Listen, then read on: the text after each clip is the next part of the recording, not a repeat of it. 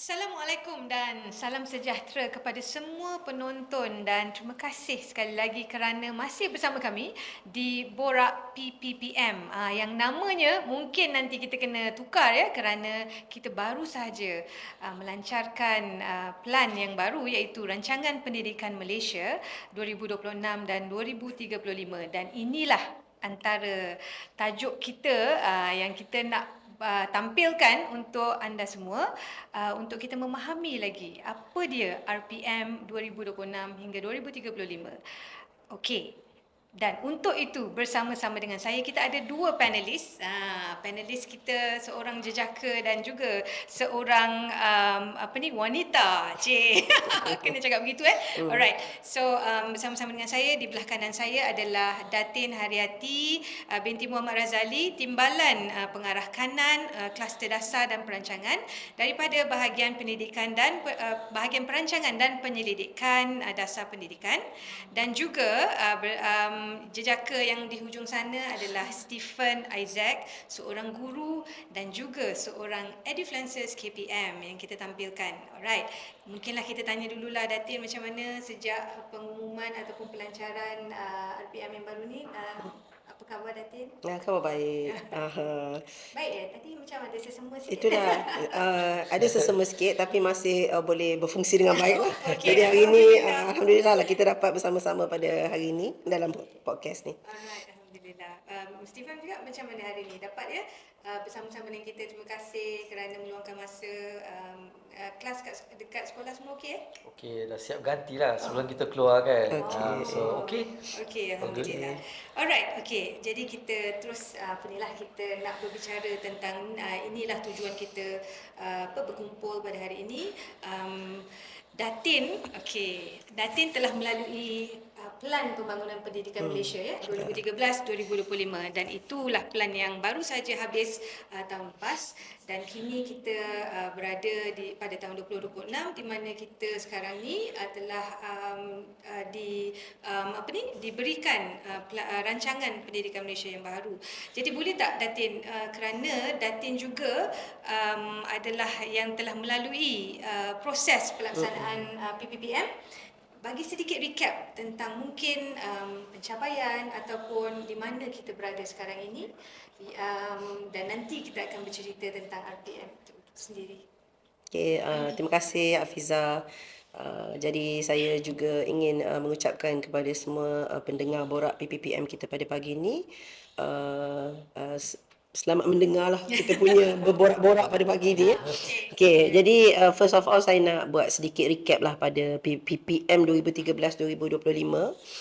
Yes, betul. Seperti mana yang kata Hafiza, saya adalah salah seorang lah yang terlibat sama semasa kita menjayakan hasrat PPPM 2013-2025. So basically melalui pelan ini kita dah banyak transformasi pendidikan yang berlaku, banyak kejayaan yang kita capai melalui pelan tersebut. Kalau kita tengok dari segi aspirasi sistem tu sendirilah, dari segi akses, memang kita dah dapat mencapai lebih daripada enrolment sejagat itu pada peringkat rendah dan juga menengah rendah. Tapi kita tak nafikan memang kita masih ada jurang yang perlu kita atasi, misalnya daripada peringkat prasekolah dan juga menengah atas lah. Jadi perkara seperti itu memang biasa. Saya rasa dalam satu transformasi ada kejayaan dan juga ada gap-gap yang masih perlu kita atasi lah. Okay. On top of that, kita tengok pula kalau dari segi equity. Kalau dari segi equity memang kita dah capai dari segi, sebab sasaran kita dulu kita nak capai 50% pengurangan dalam jurang. Banyak jurang lah. Kita nak tengok jantina, sosioekonomi dan juga location. So basically kita dah capai untuk sosioekonomi. Ya, betul. Jadi itu kita dah capai lebih 50%, tapi masih adalah yang perlu kita atasi untuk the next kita punya rancangan pendidikan Malaysia. Begitu juga perkara-perkara lain lah, contohnya seperti perpaduan, aspirasi perpaduan melalui indeks perpaduan yang telah kita jalankan. Kita dapati memang guru dan murid tu dia telah mencapai lah semangat perpaduan tu ada, dah capai tahap sangat erat. Jadi perkara-perkara begitu kita anggap sebagai satu kejayaan yang perlu kita raih lah, melalui transformasi pendidikan yang kita harapkan. Kalau saya nak ceritakan kat sini banyak, Hafizah, ya. Tapi in short memang ada kejayaan yang perlu kita acknowledge dalam PPPM yang sedia ada. Dan kita tak nafikan memang satu transformasi dia tak boleh berjaya semuanya. Memang adalah perkara yang perlu kita tambah baik, dan kita perlu redo perkara yang kita dah hasratkan dalam plan yang sebelum ni dengan cara yang lebih baiklah dalam plan yang ni. Saya rasa itu dulu daripada saya lah.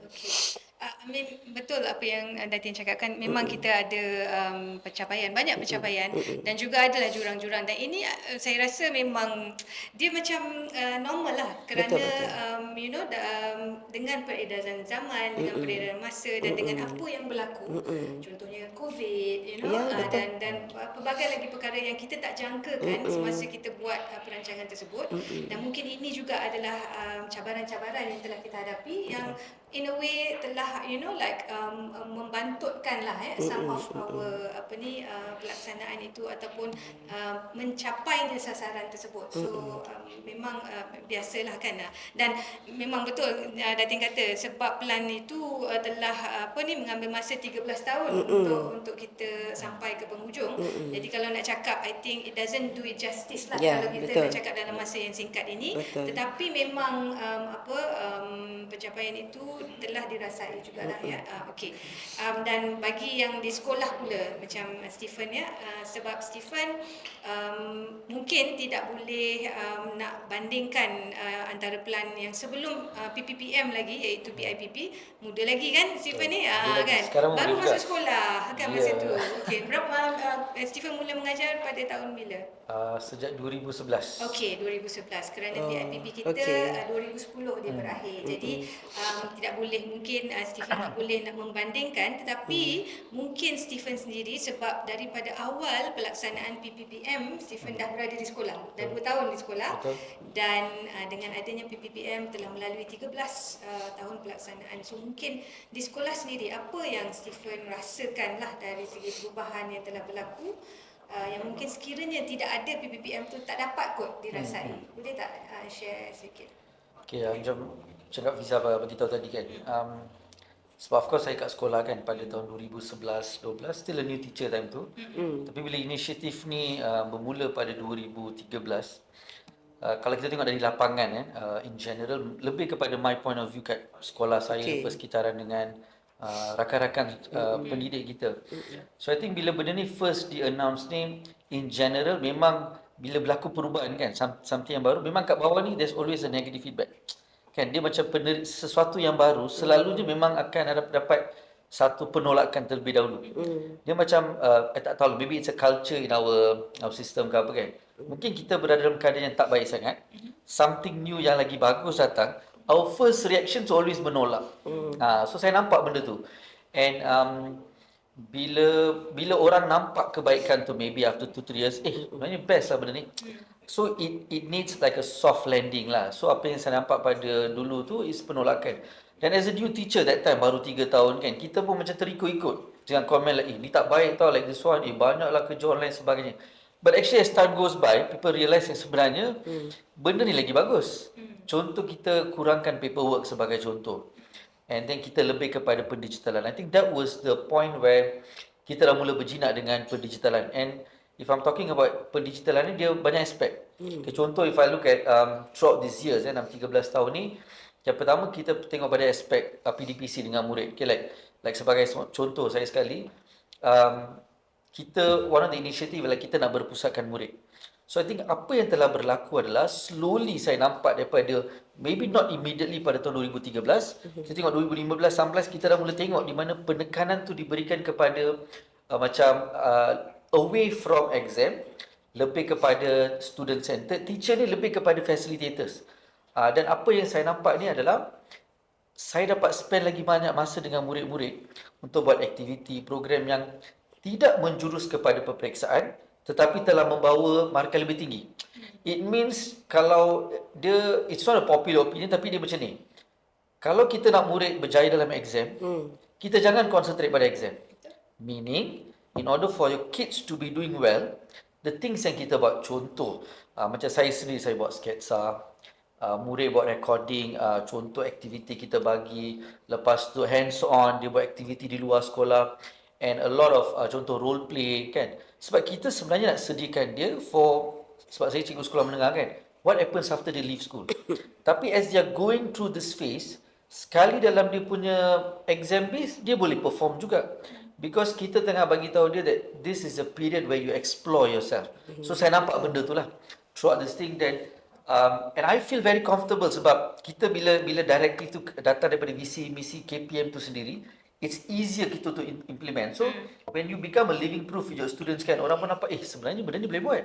So because the freedom has been given to you to actually implement that. And even kalau kita tengok pada cikgu pun like this PK21 through PLC kita and like even Delima kan, I think that has been a tremendous good tools yang cikgu telah guna pakai. Dan sebenarnya ramai tak tahu cikgu-cikgu bila dia guna Delima ada banyak benda yang percuma yang you takkan dapat kalau you bukan cikgu KPM.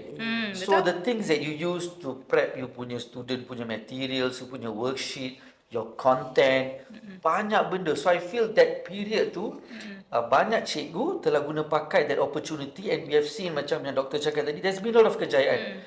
Tapi kejayaan ni dia bermula daripada bilik darjah. Like macam saya cakap tadi, melalui student dan juga cikgu tu sendiri.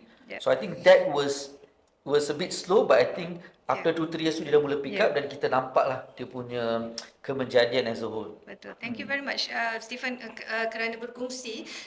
Dan saya bila dengar Stephen bercerita kan, macam Stephen ni cikgu apa sebenarnya?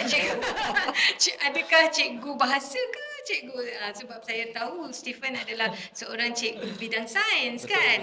Sebab bila you cakap role play, video dan sebagainya, you also do that Stephen buat aktiviti yang berbentuk begitu walaupun dalam bidang sains ini. Kerana memang bidang sains ini adalah salah satu bidang yang kita rasakan agak yang ini yang kita nak try to push. So mungkin kalau ramai cikgu seperti Stephen ni, agaknya ramai lagi murid yang masuk ke bidang sains kan.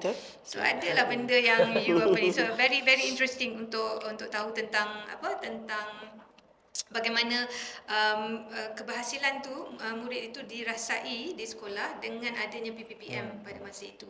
Dan as you said, memang sebarang perubahan yang berlaku pun memang akan ada penolakan ataupun resistance itu pada awal.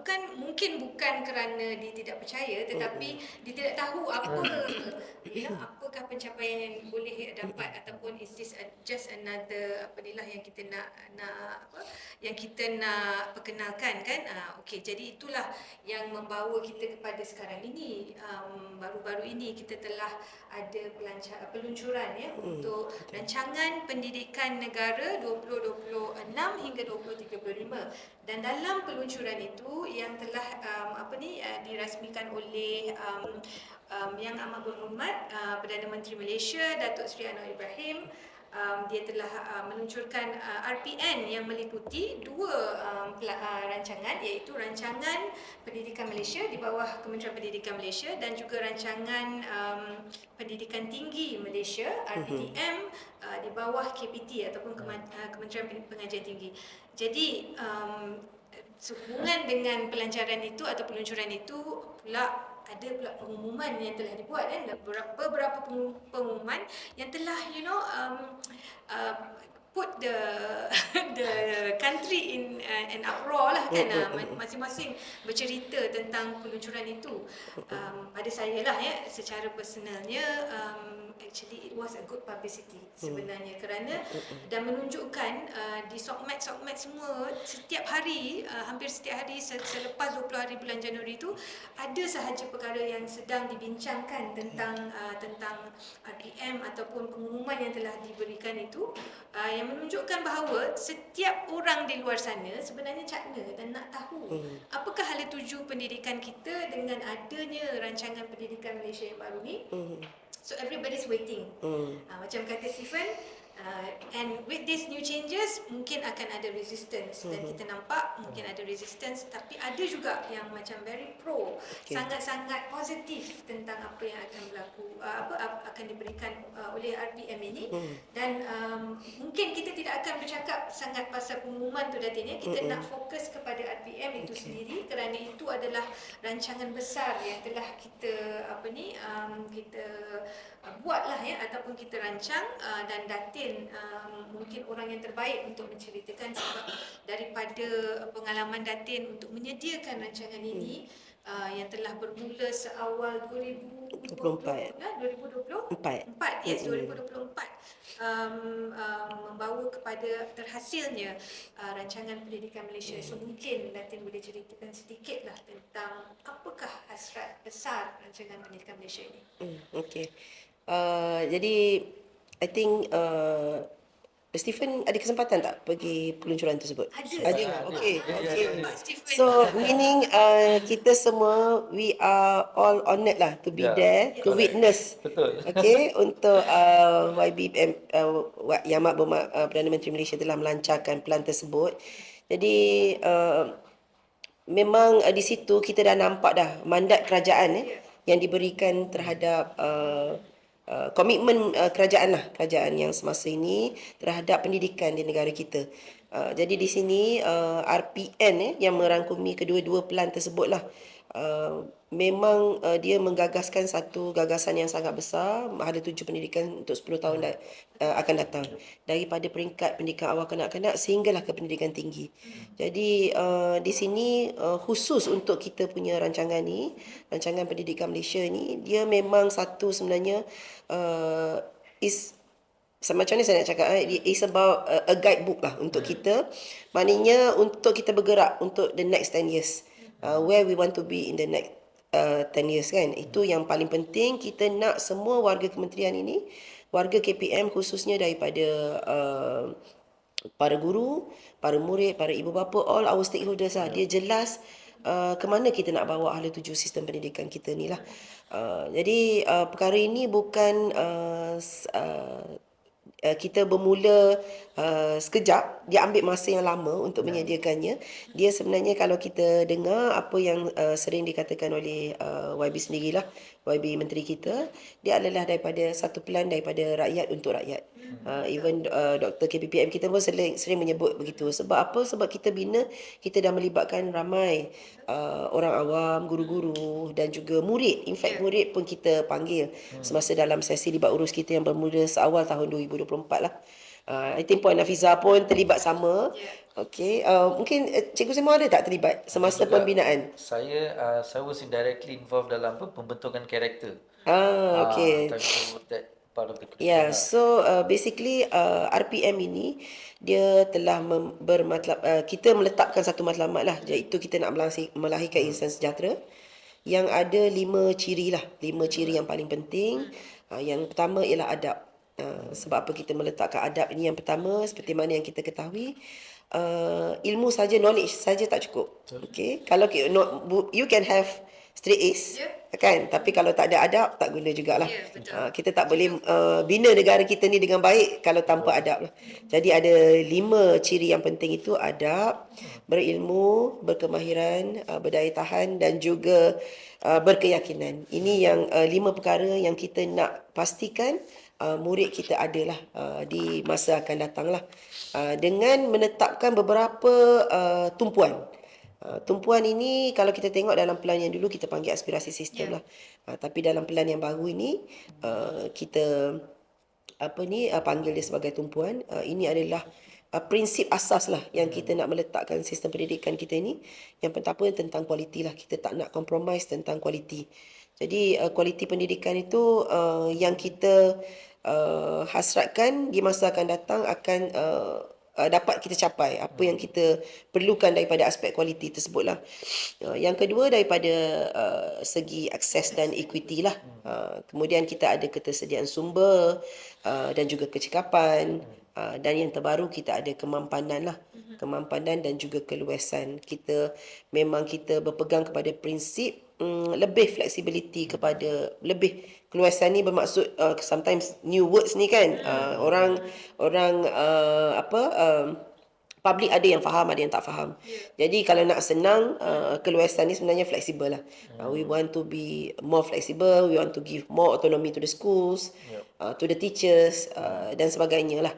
Jadi itu adalah saya rasa prinsip asas ataupun perkara yang sangat penting lah dalam RPM ini yang perlu kuasai lah ataupun dirasai oleh semua yang terlibat. Okey, tadi Datin bercakap pasal tentang 5 ciri murid kan. Sebenarnya macam dengar macam sama dengan PPPM sebelumnya pun kita ada aspirasi murid kan. Kita ada bercakap pasal ilmu, kita bercakap pasal bahasa, sama juga dan cuma yang agak menarik ialah yang beradab tu as the number one kan. Dan Datin pun ada terangkan kenapa mungkin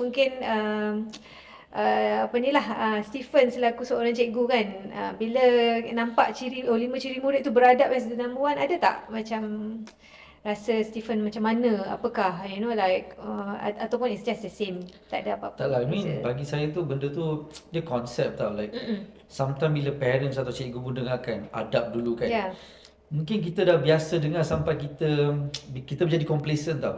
But actually benda tu betul, macam doktor cakap tadi kan, you can still be a straight A student. Tapi you mungkin tak tahu cakap dengan orang. Betul. You tak ada skill nak cakap dengan orang pun you tak ada. Yalah. I think benda tu it was good yang kita dah fokus. And and kita macam yang doktor cakap tadi pun saya setuju yang we have our shortcomings dalam kita punya yang PPM sebelum ni. So one of the things yang kita kena buat adalah to also cater that problem. Kita jangan dah settle benda ni kita biar. Kita terus pergi kepada yang baru ni. So yang dalam baru ni, this RPM ni, I think one of the antara yang 5 key tu, one is that kita kena bawa balik adab. We have to prioritize adab tu adalah salah satu. That means it's something teachable. Kalau you tanya I, macam kat rumah pun kita pun ada ajar anak-anak kita kan cara nak beradab, cara nak ucap dengan cikgu. Cuma the point is Stephen, macam dah cakap tadi lah, bendanya memang kita daripada dulu. Nilai adalah salah satu daripada aspek yang memang kita terap ataupun kita tekankan dalam pendidikan. Kita tak pernah pun keluarkan nilai tu kan. Datin, call it whatever you want, tapi memang nilai tu ada. Jadi yang saya nak apakah perbezaan kali ini? How is it going to be different bila you kata dalam 5 ciri tu beradab tu is number one? Ataupun mungkinlah bukan kita tak cakap number 1, number 2 dan sebagainya. Kita nak cakapkan beradab tu mesti, without fail mesti ada anak-anak kita yang beradab. Mungkin boleh kita kaitkan dengan the karakter murid-murid sekarang dengan isu-isu yang berada di luar sana. Sebab tu kita nak kita nak fokuskan ataupun tumpukan kepada beradab tu. Dekat sekolah macam mana kan? Okey lah, kalau kita tengok kat sekolah kan, if we talk about it very openly pun kita tengok macam tak tengok jauh, kita tengok TikTok. Kita tengok cara murid respon bila dia kena marah dengan cikgu. Dia vent it out dalam social media dia. Lepas tu that kita satu generation yang orang approve benda tu. Social media tu boleh je kita guna untuk banyak benda. But one of the things adalah Gen Z sekarang kita tengok they vent it out using social media. Dan benda tu orang anggap student kita tengah bersuara. But actually ada cara dia. So beradab. I've seen videos of student dia post dalam ni apa yang cikgu ajar dengan dia buat video. It's a content but it shows that ni cikgu I ajar tau. Ni cara dia buat. And it's for the content. But the thing behind that is adab tu maksud dia I could disagree with my teacher. Tapi ada cara saya nak tackle benda tu. Bukan I nak vent kat social media bagi semua orang tahu. And to prove a point that it's more like egocentric lah kan. So I rasa yang macam 5 teras ataupun 5 perkara yang kita fokus tu, tumpuan utama tu salah satu kita tengok pembentukan karakter kan. Of course dia telah di apply dalam sekolah kan. See, benda yang kita nak achieve is that because it's a subject matter. Dia lebih kepada kita nak tekankan benda-benda berkaitan dengan nilai, the basic thing. So I rasa kalau kita ambil that small thing daripada RPM, saya ambil satu benda kecil je. Kita ambil pembentukan karakter tu. This is an opportunity for teachers or even parents themselves untuk like, this is what it's all about. Kita apply, not just learning. Because for me, the more kita letak tu sebagai subjek yang kena jawab exam, lagi budak tak suka. Okay. So kita nak jadikan benda tu lebih kepada it's a non-exam thing, it's about jom kita apply sesama kawan-kawan kita. And then you will see that budak pun dia buat kat rumah, we'll get good feedback from our parents. So and that would show the success of our plan, sebab budak can be average dari segi studies dia, tapi bila it's out there, people nampak this generation okay lah, like we want to see product tu. So I feel that is one of the aspect yang orang dah we have planned dalam dalam RPM kita, and it takes time. Betul. Macam Kak Fiza cakap tadi, it's normal for us to resist, but once you see the product of it kan, kalau kita tengok kat social media, bila dia bila PT3 dengan UPSR tak ada tu, any issue je inilah jadi kalau UPSR dengan PT3 dimasukkan. Nampak tak, everything bila budak buat salah je dia jadikan tu isu. You get what I'm saying? Even though it's a non ada kaitan. Tak ada kaitan.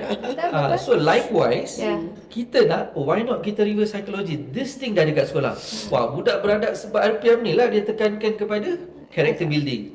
You see, that is the play yang kita nak, and kita kena ada, we have to focus on that lah. Okay.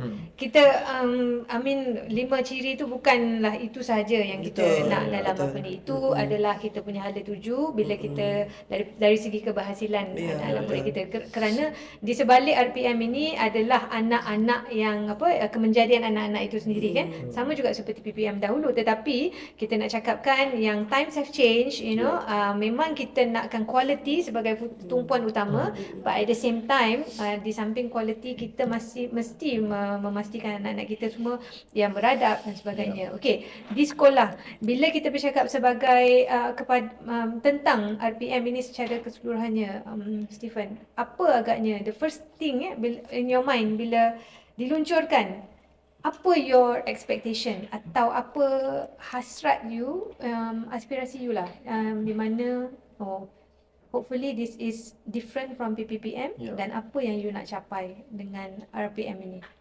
Okay, macam Kak Fiza, like I think kita semua ada pada peluncuran hari tu kan. So it was exciting kan bila kita sangat exciting. Exciting Betul tak? sebab kita Especially pengumuman tu semua exciting. Ke you tak excited masa pengumuman tu? Ada anak, of course lah, kita tadi meeting is going on, kita excited juga. But I think what happens after that, sebab there were a group of teachers, kita influencers, then we go back to our schools, kita ada lepas tu kat WhatsApp, kita nak cerita ni. But I think there was a certain expectation lah. Like for me, bila I cakap dengan kawan-kawan cikgu I think but this lebih kepada my personal view, what I expect lah. Okay. Kita boleh tengok dalam two aspect lah. Okay. Yang pertama, mungkin like our students. Okay. Since kita cerita pasal adab tadi kan, we also want, macam saya lah, saya nak anak-anak murid saya to be happy. Meaning, kalau kita tengok data lah, usually the countries kan, student dia kalau akademik tinggi, usually they are not happy tau. I mean, that has been data. Macam mana dah? Banyak tengok cerita Korea ni. Tak ada lah.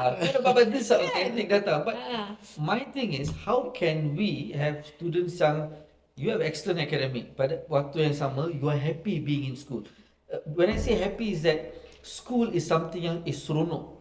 We want to create students yang dia berasa happy, not just in school tapi in natural. I feel I'm having a good life, I'm happy.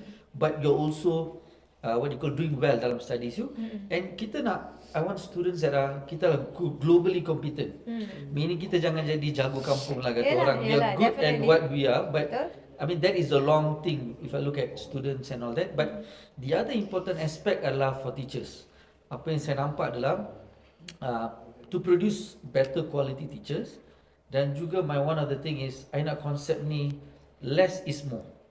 Maksudnya bila kita tengah buat RPM ni, there are a lot of initiatives tau, but we mustn't also forget untuk kurangkan inisiatif-inisiatif yang tidak diguna pakai. Maksudnya kita dah ada benda baru, benda lama tu kita kena keluarkan, because when there's too many things on the table, betul. So dia cikgu Jangan tiba-tiba jangan tambah. Kalau kita tambah something, you kena tolak something. Kata cikgu rasa inisiatif bagus, but why am I still doing a lot of work? So that aspect tu dia kena ni, because I feel lah, for me is like less initiative, dia punya implementation lebih deeper. Less. Tengoklah terkasut. Kan? Dia like if the initiative is less, you take out the non-important ones, or we feel dia tak up to date sekarang kan. Dengan Betul. baru ni, Betul. the implementation will be deeper. Tapi itulah, that is actually the harapan of the new RPM, betul tak Datin? Sebab dia adalah untuk merapatkan jurang. Memang dihasilkan untuk berdasarkan kepada input-input yang kita kata kita dapat daripada rakyat.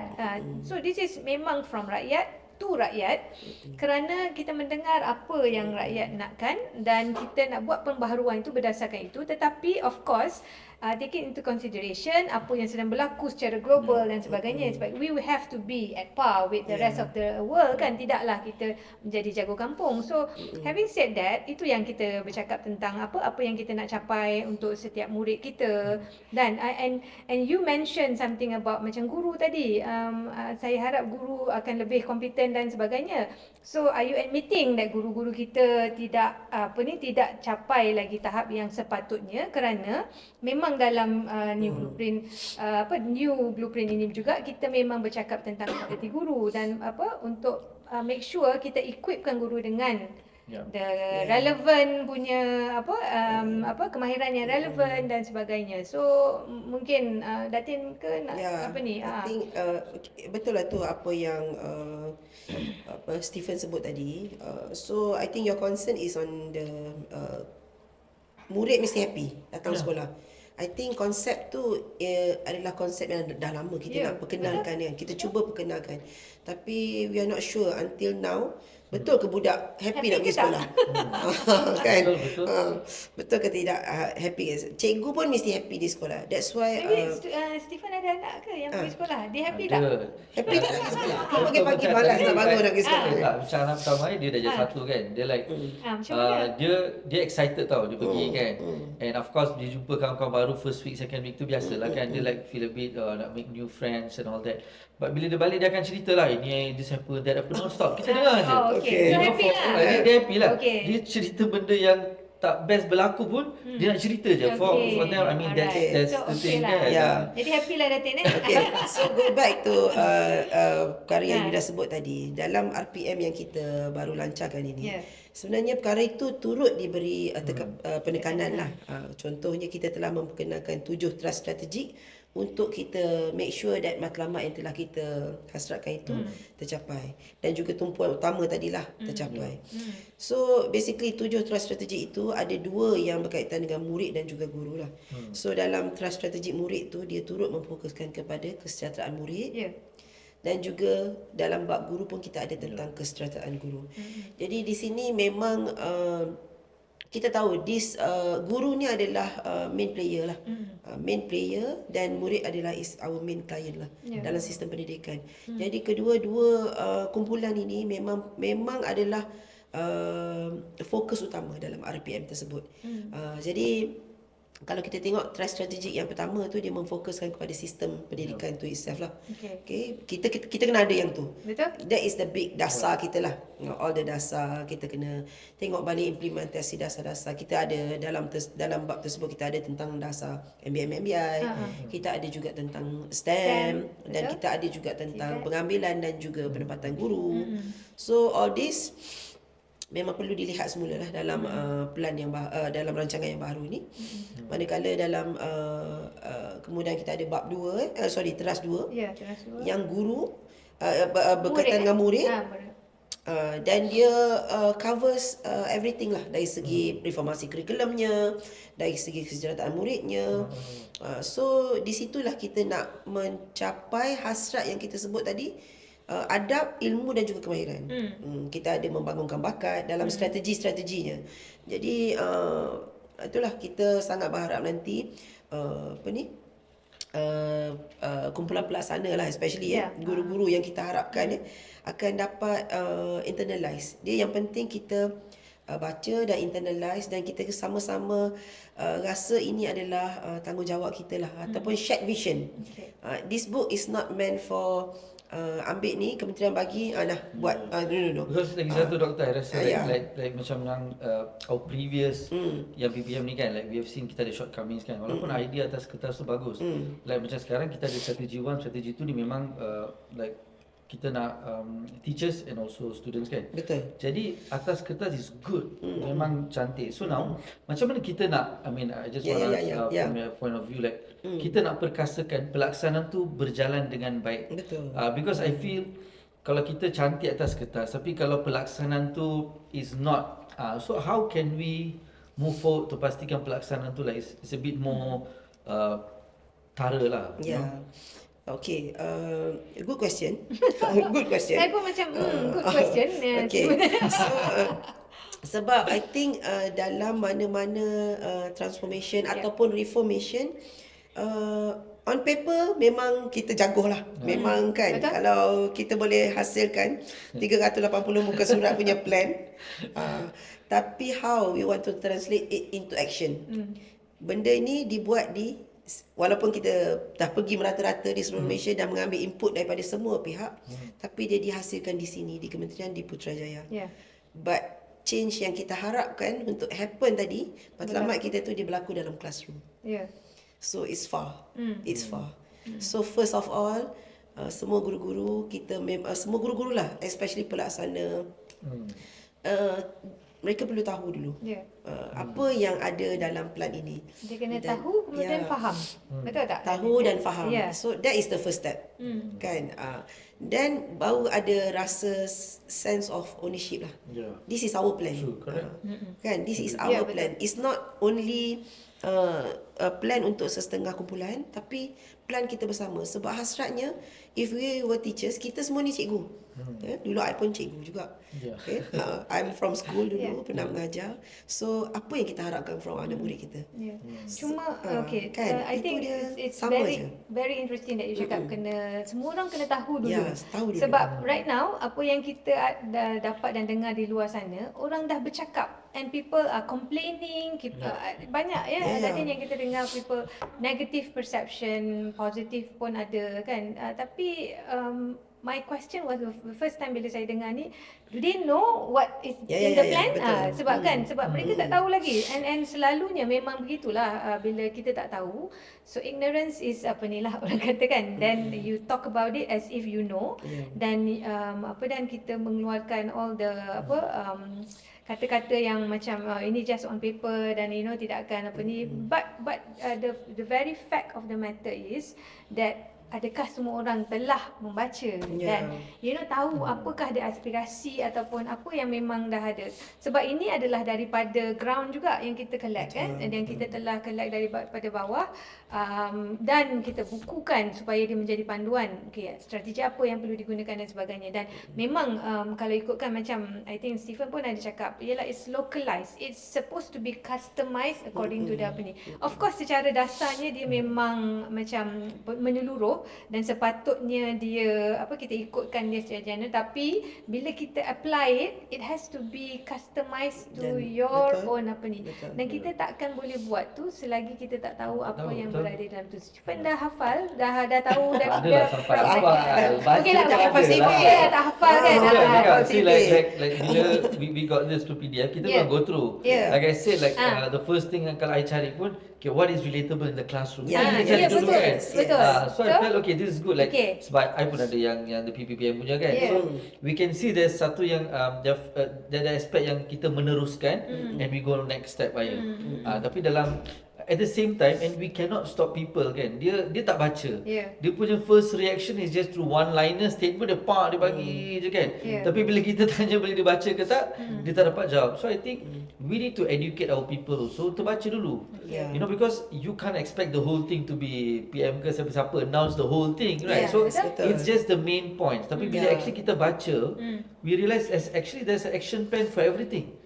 Cuma we need to educate jugalah, especially our parents or even netizen semua kan, because some of them tak tahu pun isu dia apa.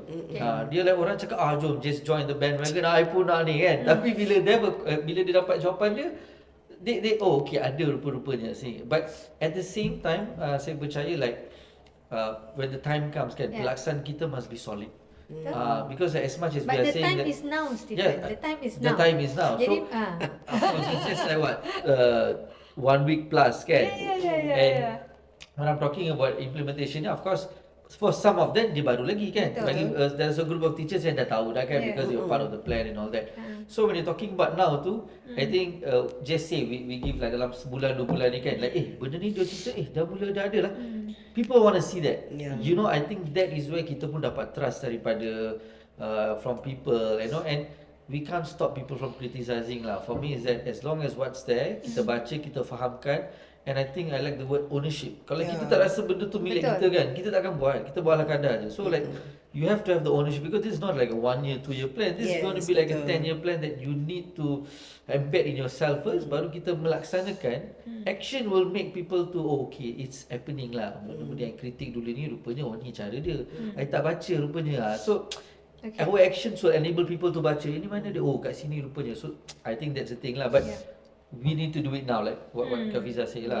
Yelah. Yeah. Cumanya macam okay, because I think a lot of people ramai di luar sana dia expect mungkin dia expect KPM untuk tell us the way kan, macam tidak semua orang akan faham dengan membaca sendiri, sebab it's very bahasanya dan you know mungkin macam tadi pun Datin cakap keluisan, apa dia keluisan ni, apa dia kemampanan ni, so put it in layman Bahasa Putrajaya. Bahasa Putrajaya. Bahasa Putrajaya.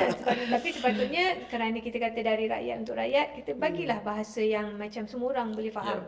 Kita cakap sebab kita bercakap pasal fleksibel ataupun keluisan.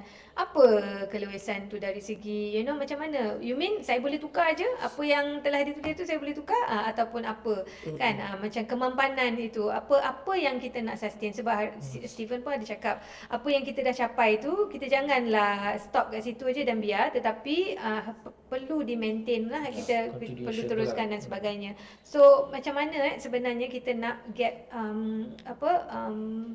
semua orang di luar sana untuk faham dan yalah, in a way bukan nak cakap sabar tapi it's coming. Tetapi yalah, macam sebab sekarang ni everybody is jumping on the bandwagon dan okay, kita mungkin tak nak bercakap pasal ni tapi kita kena address the issue sebab especially ibu bapa dengan pengumuman yang telah diumumkan oleh PMX ataupun Perdana Menteri kita yang murid 6 tahun boleh masuk tahun 1 mulai tahun depan. Tahun depan is just a few months away. Dan tiap-tiap hari cerita akan keluar tentang memang ada je kan, you pun baca kan dalam Sokmed, dan sebagai influencer you are there on the Sokmed, mesti you macam apa ni cerita tiap hari pasal ni kan, macam mana nak cakap ni kan, tanya pasal kesediaan kita pasal apa ni. So ini salah satu contoh Datin, mungkin bila dia baca lagi dia tahu pasal lagi lain lagi yang telah dirancang, mungkin pun dia akan tanya ni macam mana pula kan dan sebagainya. So bagaimanakah kita nak macam calmkan ataupun nak get the rakyat di luar sana untuk faham dan menjelaskan bagaimana perkara-perkara ni akan dilakukan. Adakah kita dengan nak minta dia orang baca ataupun apa yang kita boleh buat, KPM sendiri boleh buat untuk kita make sure that everybody understand and everybody sama-sama dengan kita dengan perubahan ini. Itulah I think semasa pengumuman yang Mak Berhormat Perdana Menteri mengumumkan itu, mungkin ada beberapa yang attract people's attention lah. Especially yang kemasukan awal ke tahun 1 tu lah. Okay, kalau you all perasan sebelum ni people are talking about kembalikan UPSR. Betul. But once dah ada announcement, ada ni, senyap dah tak ada dah. Kalau tengok dalam Facebook dah kurang on the UPSR kembali. Now people keep on talking about kemasukan ke tahun 1. Dia betul lah tadi bila you sebut, memang bila ada satu perubahan berlaku, perubahan yang akan affect a lot of people kan, sebab ni dia akan affect a lot of people. Ramai mungkin anak-anak yang lahir tahun 2021 lah yang akan affected ni. Yang ada anak tahun lahir ni, tiba-tiba katalah mereka tak hantar pergi preschool tahun ni. Alamak, macam mana ni, saya dah lah tak hantar pergi preschool tahun ni, tahun depan sekolah tadi pun baru kita bercakap kan. So perkara yang macam ni lah, bila ada changes yang besar, people anxious, mungkin mereka anxious kan, apakah yang berlaku, dan information yang kita dapat pada masa tu pun sedikit Yelah bila PM announce, PM takkan go detail macam mana kita nak go about all this kan. Itu akan menimbulkan kegusaran lah kepada masyarakat di luar sana. Tapi saya yakin lah sebenarnya perkara tersebut sebenarnya memang ada dalam perancangan kita. Cuma kita diberi mandat oleh kerajaan untuk kita mengadakan perkara tersebut dengan lebih awal pada tahun depan. Jadi kita maksudnya kerajaan telah memberi kepercayaan lah kepada Kementerian Pendidikan untuk melaksanakan perkara tersebut lah. Jadi kita akan berusaha dengan yang terbaik untuk menyediakan prasarana yang mencukupi dan juga definitely guru yang mencukupi lah untuk perkara-perkara tersebut. Sebab dalam plan yang ada sekarang ni memang tumpuan kita adalah tadi seperti yang saya sebut, kesejahteraan guru dan murid. Definitely kita akan cuba sebaik mungkin tidak akan compromise dengan kesejahteraan murid dan juga guru by pelaksanaan dasar yang baru inilah. Definitely kan, we try our best. Tapi memang akan ada cabaran. Memang akan ada cabaran kan. You pun tahu kan Stephen. Kalau kat sekolah berapa orang satu kelas biasanya?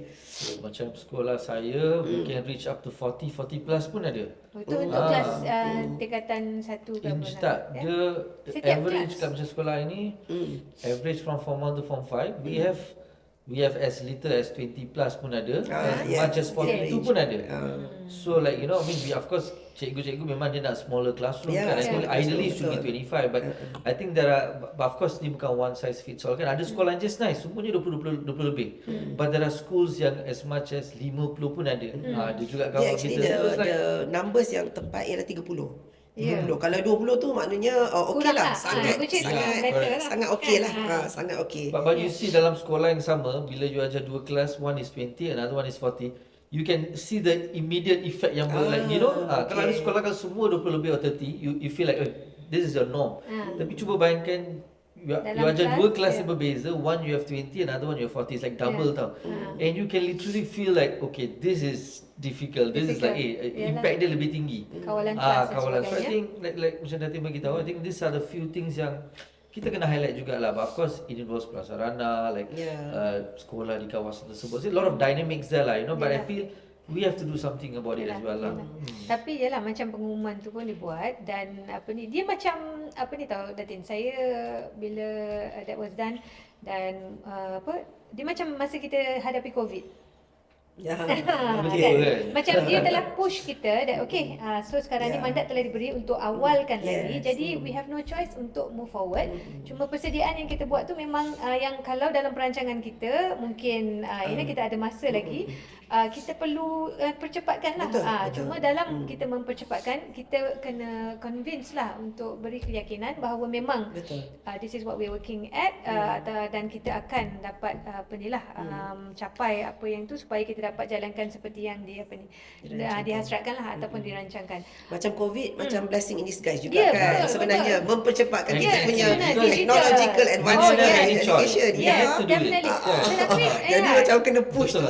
Semua laju. mungkin awal-awal tu semua orang kata alah macam mana ni kan, especially kalau guru-guru yang lama yang dah berpengalaman yang mungkin tidaklah tech savvy tetapi terpaksa. Dan sekarang ni kita ada macam influencers yang you know like antara mereka yang you know umurnya mungkin dah meningkat tetapi masih they are good in I think at that point tu sebab Yeah. kita we were forced to and everyone in the world were doing it.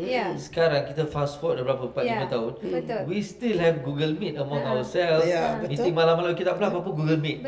So I mean those are the dia punya effect, after effect of that. And those are the positive things that we have seen. Kan ada yang kalau sometimes budak tak datang sekolah, okay lah cikgu apa malam ni Google Meet, I will teach you. Like this is bukan intentional but unintentionally telah bawa kepada perubahan yang baik. Perubahan yang baik. But you are seeing this after few years. So saya rasa benda yang unpaid sama je. Benda yang orang tengah you will see it after some time bila pelaksanaan tu dah cakap, they will see. Betul.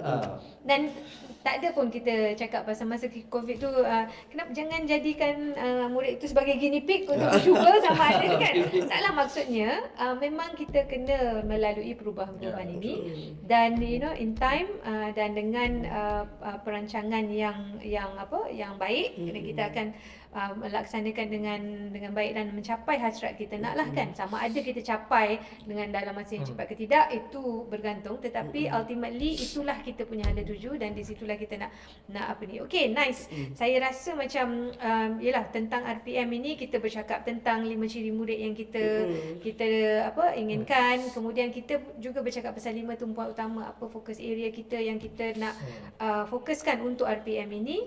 Kita ada 7 teras kan Datin, yang kita kata menjadi macam pillar lah kepada pelaksanaan untuk RPM ini. 7 teras itu tadi Datin sampai nombor 2. Nombor 3. Rasanya nombor 3. Sempat Okey. nombor 3 je. Tak ambil tadi. Boleh tak? Kita Okey bagi lah, saya sambung sikit lagi. sambung sikit. Okey. Teras keempat is tentang prasarana fizikal dan digital lah. Okey. Jadi yang ini kita tak boleh compromise, walaupun dia bukan dia adalah sokongan. By having this, memang kita akan dapat menyediakan satu environment yang sangat kondusif untuk students. So we know that environment yang kondusif ni will contribute to the students' performance lah. Dan teras ini penting lah Datin ya, untuk yang pengumuman yang tentang betul, prasarana tu kan. Prasarana. And then dalam teras ini juga nanti kita akan memperkenalkan early warning system untuk tengok trajectory murid punya pembelajaran. So dia ada dalam teras ni. Kemudian teras yang seterusnya adalah teras sinergi. Teras sinergi ni inilah okey dia. Kan? Cuma saya nampak sebenarnya teras prasarana sebenarnya semua teras yang cut across semua teras, sinergi ni memainkan peranan penting. Sebab kita bukan kata kita tak pernah bekerjasama dengan orang luar ataupun pihak swasta dan sebagainya, tapi kita nak memperluaskan lagi, memberi peluang dan ruang kepada mereka untuk be part of yang mereka juga akan gain from it kan. Contohnya nanti anak-anak ni yang keluar dan masuk ke pengajian tinggi akan menjadi tenaga-tenaga kerja di masa akan datang. Jadi dengan tu it's a win-win situation to me lah kan. Jadi sebab kita bercakap tentang prasarana, mungkin kalau ikutkan kerajaan sendiri tidak boleh menampung semua prasarana yang perlu tu, dan di sinilah sinergi ini juga memainkan peranan kan. Di mana mungkin ada dari segi prasarana dan sebagainya. So teras 5 is on sinergi, sebab in education kita cannot be alone lah. Kita tak boleh duduk compartmentalize macam pendidikan je, tak boleh. So we cannot afford lah. Macam sekolah pun dia tak boleh bersendirian, sekolah tu saja. Dia kena ada rakan-rakan strategik untuk dia optimumkan potential murid lah, dan juga guru lah kan. So definitely synergy is very important trust strategy. Kemudian kita ada yang keenam is on kemampanan. Di sinilah kita nak membudayakan kemampanan dalam sistem pendidikan. Bukan sahaja kemampanan dari segi alam sekitar, but also dari segi sustainability lah. Sustainability of everything. Dari segi latihan gurunya, dari segi pembelajarannya dan sebagainya lah. Dan yang terakhir adalah trust strategy yang ketujuh, iaitu tadbir urus lah dan kecekapan. So ini adalah perkara penting yang kita nak work on untuk kita capai tadilah yang kita katakan matlamat kita tadi. Fiza. Okay, alright. Teras saya sangat suka dengan teras 6 sebab teras 6 tu memang baru. Baru yang kita sebenarnya dia bukan baru lah Datin kan. Taklah, maksudnya sustainability kita SDG 4 itu adalah kan. Tapi kita sekarang ni kita tonjolkan dia sebagai salah satu daripada trust strategik, menunjukkan yang kita we cannot not do it. So macam Datin cakap, kemampanan tu dari segi not only the sustainability of, we're talking about our daily life kan, macam mana tu, sebab selalunya people akan equate it to green. Green saja kan, bercakap pasal apa ni kan. Tetapi but at the very fact of it, dekat sekolah pun kita masih lagi ada plastik, masih lagi kan, macam mana in fact, so how is it translated ataupun diterjemahkan di sekolah? Like mungkin Stephen nak share ke, your school ada ke pakai plastik ke, semua bawa bring your own bekal supaya tak payah pakai ke kan. I think like contoh kalau kita ambil aspek plastik sebagai contoh kan, I mean kalau kita belajar buat something, kita nak kejadian tu in real life situation kan. Like contoh like ni projek ni yang pernah buat dengan budak-budak dulu lah. I was teaching science form 5 kan, and there was this thing about cara nak buat plastik, how plastic is made. But to go one step higher is, okay, kita dah belajar pasal plastik, but how do we apply this kat ni? So I told the students, okay, kita akan buat satu campaign go against plastic. So budak kena buat lah, dia orang buat dia punya poster and everything. Yeah. And then at the same time, okay, that is secara dari segi poster, like how do we do it in real? So one of the things that did ialah time tu murid-murid dia mula beli straw yang besi. Time tu yang biodegradable tak ada lagi. Okay. So that was a sign of dia, okay, let's do something small. Dan saya ingat lagi bila kat koperasi sekolah saya dia akan jual Vitagen tau. So murid akan beli, lepas tu kan dia tak guna lagi straw, dia akan kepilkan, dia minum. Kata kenapa? Kalau cikgu kan ajar kita tak nak we shouldn't. So what I'm saying is that this is a type of lesson yang kita indoctrinate into our normal lesson kan, dan budak boleh apply. Bukan dia belajar sekadar nak tulis exam je. So I've seen the reduction of usage. Lepas tu budak lain pun dia mula copy. Kenapa abang-abang kita form 5 yang tengah buat. So that's how you do it. Kita tak nak, the problem with us is that kita tak nak plastik, kita buat like a big scale lagi, sekolah kita tak nak. But actually you need to educate the kids to your own lessons, and barulah benda tu dia akan mula ni. So I felt that I use that dalam social media untuk aktiviti murid. You tahu lah murid dia suka bila benda tu keluar kat social media, cikgu hasil kerja dia like and they apply it in their own life. So I feel that is one way. So every teacher, every subject ada je lesson yang dia boleh guna untuk dia atasi. So it should also be value driven lesson. Okay, value kita sebenarnya kita nak apa-apa. Okay, contoh kalau plastik, okay, which lesson can I contoh macam tu. Or another lesson can I nak teach my students about, okay, how to be fit. You punya BMI. So get a lesson that yang boleh cater. Some people say like, I punya ni tak ada lah, I cikgu guru maths. Mana ada? BMI is also to do with your math. So there's always something yang you boleh. So this is where the creativity cikgu ni penting tau. The document is there, your content is there. This is where teacher needs to be creative to. So because I believe in value based teaching. So bila we have the documents given and you have a value you want to reach, you need to relate, you need to betul-betul sebab tu macam kena baca benda tu. Tapi not everyone can relate, right? That is true. That is Not everyone can relate. but that is the reason kita perlukan teachers training juga, because like betul. I need teachers who are doing well to share their things. Macam contoh kalau kita dengan influencers kan, when we started it off, share your best teaching practice. So benda ni bila and everyone will pick it up and ikut kelas saya. That means mungkin cikgu ni buat A, tapi I rasa I tak boleh I ambil A ni bulat-bulat. I kena ambil A ni, I kena twist sikit this coding. So I think that's why that's also lagi satu kejayaan yang kita rasa when teachers pembangunan cikgu kan, dia mula share. Because those time those times just in ISO kan, what we get is what you do. But now I can see teachers from Sarawak, Sabah, different states, different schools, different condition, and I can take and pick and do. So I feel like Datin cakap, it's true. It's not for everyone. Cikgu sama cikgu dia tak dapat. So we have this thing. So I feel benda tu pun kita kena enhance. How to get your content or your educate value ni semua bukan within your scope. You boleh cari sebenarnya. So I think that part jugalah. Okay, kita bercakap dah pasal RPM, kita cakap tentang apa kandungan RPM dan sebagainya. Kita nak also, kan orang kata tak kenal maka tak cinta. So kena kenal, kena tahu, kena faham kan. Okay, dan kita dah ceritakan apa kandungan RPM dan sebagainya sikit. Juga, now, orang akan hanya percaya bila dia nampak results. Dan kita selalu cakap, pendidikan mengambil masa. You tak boleh expect changes to happen overnight. Betul? Tetapi at the same time, memang nature orang di luar sana, dia hanya akan percaya kepada sesuatu yang dia nampak berlaku. So kita ada quick wins.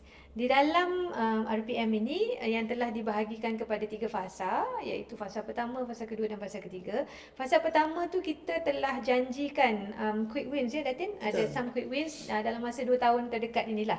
At least kita kata dalam masa 2 tahun ni akan nampak perubahan-perubahan ketara, supaya kita nak make sure that sebagai komitmen atau janji kita lah yang memang apa yang kita sasarkan kita akan capai dalam masa 2 tahun ini, and this is the proof that kita memang committed untuk memastikan kelancaran pelaksanaan RPM selama 10 tahun yang akan datang. So, mungkin Datin nak ceritakan sedikit tentang quick wins ini, ataupun apakah aspek-aspek quick wins yang Datin rasa yang kita nak tonjolkan supaya di luar sana dia akan menantilah. Okay, I'll give it at least 2 years to Yeah. see the Okay. changes kan. Jadi itulah ada beberapa prakarsa daripada inisiatif-inisiatif ini. Prakarsa dari It's a new inisiatif word, prakarsa. Bahasa KPM. Bahasa Putrajaya. Putrajaya, okey. You duduk kat mana? Cik? So ada beberapa Okay. yang kita nak tonjolkan lah. Antaranya kalau kita tengok daripada aspek prasekolah Okay. tahun ni kita mensasarkan 350 buah kelas prasekolah lah. Okay, tahun ini ya, So 300 ya. that will give more Placement lah. placement seats untuk anak-anak kita daripada especially keluarga B40 lah to Okay. get chance untuk dapat peluang untuk dapat pendidikan prasekolah lah. So kemudian kita ada 100 kelas untuk pendidikan khas. Okay.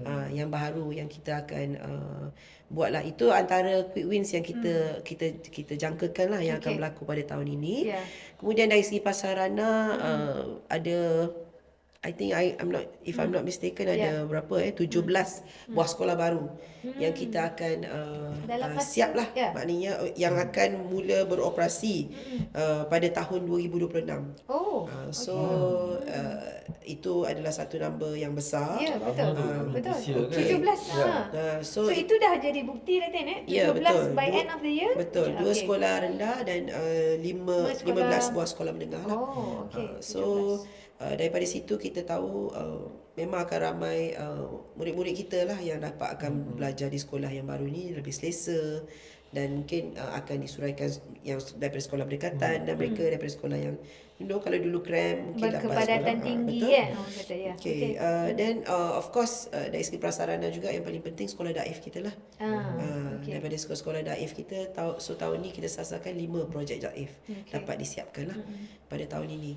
Jadi ada beberapa lagi lah yang kita sasarkan. Contoh yang saya boleh bagi lagi is about K11. Stephen tahu tak K11? Cuba Datin cerita sikit. Tanya saya macam Okey. Oh, pandai pandai. Kita ni. Jawab soalan dengan kita dah biasa soalan. dah K12. K12 tu luar negara. Yalah, betul. Okay, K11. Okey, K11 ni pada tahun 2026 ini kita sasarkan 3 buah sekolah. Oh, okay. K11. Di mana tu Datin? I mean, Saya tak ada datanya di sini. Tapi kita akan ada 3 buah lah sekolah K11 ni pada tahun ni. Sekolah K11 ni sekolah rendah yang kita lanjutkan sampai tingkatan 5. Maksudnya dia ada sampai form 5 untuk sebab murid-murid ni dia susah nak pergi ke sekolah menengah yang jauh. So dia one shot dalam One shot dalam satu sekolah. So ini adalah beberapa inisiatif quick win lah yang saya boleh share buat masa ini, dan kita komit lah untuk mencapai sasaran quick win bagi 2026 ini. Jadi kita dah kupaskan sedikit, kita recap tentang PPPM, lepas tu kita dah masuk tentang RPM yang baru ni, apa aspirasi RPM dan sebagainya, dan kita telah juga masuk tentang pengumuman kan yang apa yang sedang dibincangkan di luar sana, apakah kerisauan ibu bapa kan tentang RPM baru ni, ada lagi benda baru dan sebagainya, tapi kita nak sampaikan bahawa memang itu semua dalam perancangan dan in due time memang akan dimaklumkan dan sebagainya. Cuma kena ada trust itulah ada trust untuk pelaksanaan itu dijalankan. Jadi akhir sekali mungkin kita nak Datin Datin selaku orang kuat, kita cakap untuk Kuat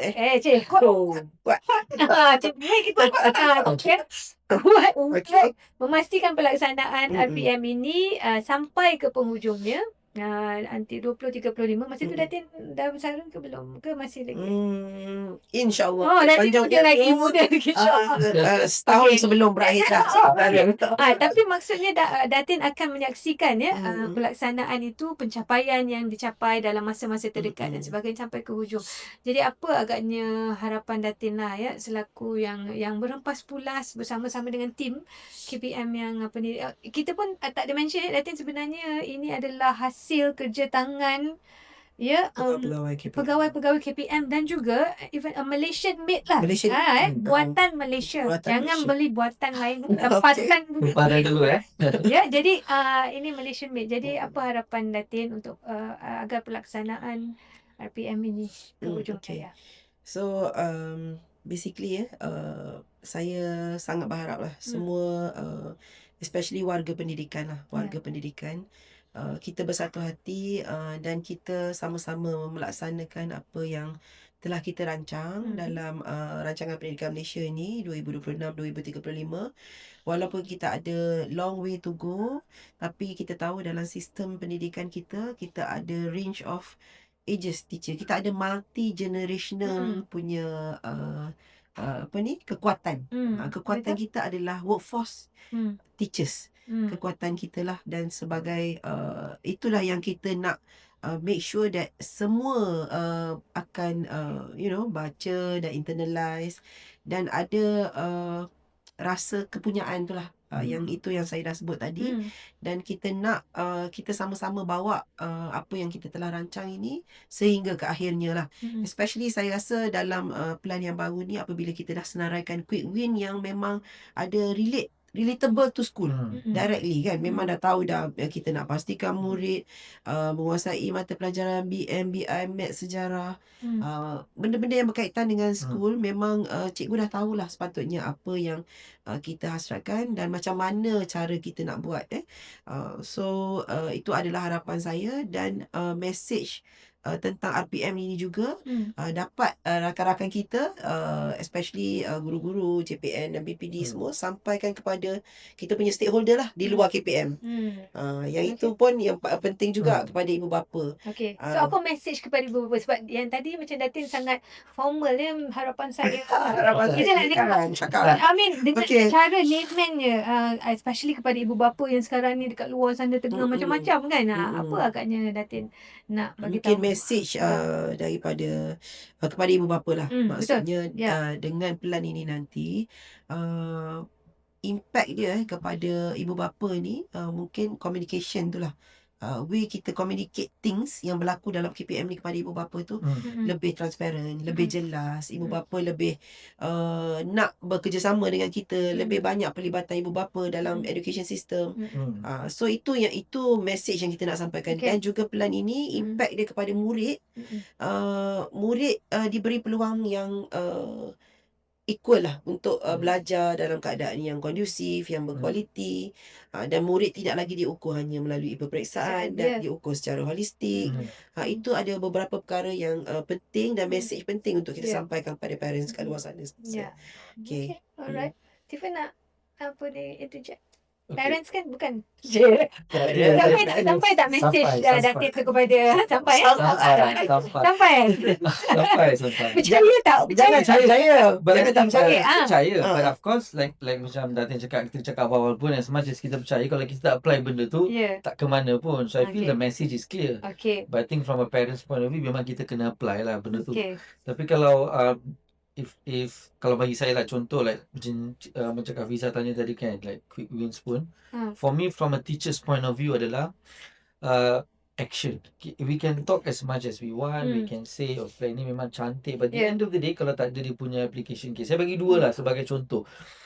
It's okay, example yang pertama, kita tahu curriculum for contoh bagi dua. Darjah dua. Satu dah. I bagi satu dulu. Kalau I bagi yang kedua. Okay. Kita tunggu. Okay, like contoh we gonna have a new curriculum kan 2027, and this will impact Darjah 1 dan juga Form 1. So what are the things yang I rasa cikgu-cikgu nak adalah dia kena ada preparation yang lengkap untuk cikgu-cikgu ni sebelum dia menghadapi. Maksudnya we do not want benda tu last minute. Maksudnya cikgu-cikgu tu dah tahu dah, especially yang Darjah 1 dengan Form 1 ni, that means mereka kena ada teachers. The content must be dah didedahkan kepada mereka, cara penilaian, cara pentaksiran. That means the teacher must be ready, dan diorang kena diberikan professional learning for them to be prepared. Sebab sometimes bila kita cakap benda ni kita akan buat, but if they don't receive sufficient support untuk be ready, then we gonna make mistakes of the old kan. So I think that is very important. Sebab cikgu-cikgu tahu benda tu akan bermula, but now they're waiting for them to be trained untuk prepare benda tu in all aspect. So I think that is very important, because kalau kita dah set benda tu it will bring forward for the years to come. Kalau kita yang awal-awal tu pun dah ada Yelah. and we are opening rooms for people to criticize, is this what you're talking about kan? So kita tak nak benda tu. So I think this next 10 11 months ni memang kita kena prepare. Dan yang kedua, ni kena cerita lah sebab dia cikgu kan. Okey lah, boleh lah bagi Boleh cikgu. lah, boleh. Okay, We always say pasal kurangkan beban cikgu, and I think one of the initiative juga untuk mewujudkan pembantu guru. So I feel this should be like I think dalam 2,900 lebih lah, that was what was the plan there. I think kita dah kena as soon as possible dah kita dah kena bagi. I give you an example kat sekolah I pun, we had pembantu guru buat kerja macam ni, contohlah kan. Sediakan kertas exam, dia clip, dia settle, dia Dia masukkan bukan dalam sediakan kertas exam lah, dia clip dia kan. letak dia isi. Lepas tu kehadiran murid bila cikgu tak datang dia dah isi. Lepas tu certain paperwork, dia nampak benda tu remeh-temeh, it's a very small thing, but actually when looking in my own school, best tak payah buat lagi. Banyak Banyak masa. So guru. meaning that even small things macam ni membawa impact yang besar. So teachers feel that my paperwork has become less. That means like I would say like people first baru paper. That means you concentrate on the on the teachers. Kalau mereka On the teaching betul-betul lah. nak concentrate on the teaching, you take away this thing. So this is where pembantu guru memang akan membantu. So like I think many teachers will immediately akan feel dia punya keefektifan when this pembantu guru. Keefektifan.